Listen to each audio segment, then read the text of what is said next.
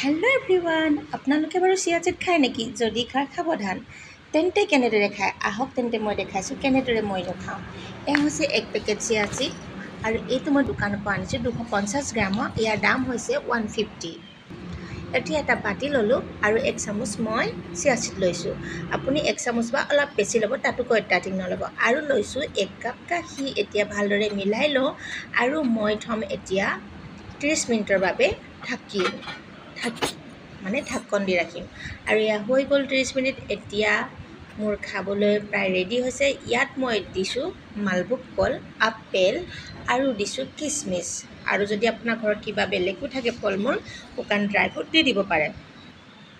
তো এয়া বনিলে মোৰ টেষ্টি হেল্থি ৰাতিপুৱা খোৱা ব্ৰেকফাষ্ট।